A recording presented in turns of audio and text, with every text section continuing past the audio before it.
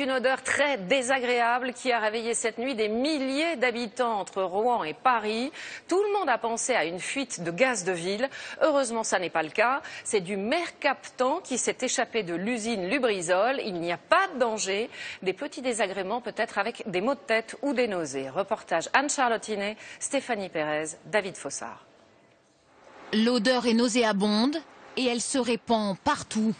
Depuis hier soir s'échappe de cette usine qui fabrique des lubrifiants pour automobiles une forte odeur de gaz. Un incident sans gravité, selon les responsables du site.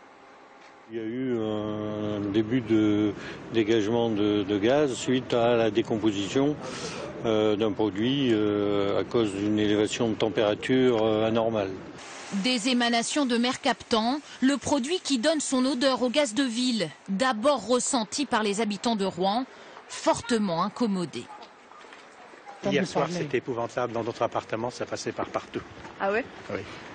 On avait l'impression que ça sentait le fioul. Ça prenait à la gorge un peu, je trouvais, et puis mon gars avait un peu mal à la tête. Je suis venu plusieurs fois dehors pour dire c'est dehors, c'est à l'intérieur, parce que j'ai un appareil à fioul à l'intérieur.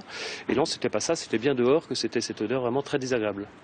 Mais très vite, l'odeur se répand. Depuis l'usine, le nuage prend la direction de l'Île-de-France et se diffuse dans les rues de Paris.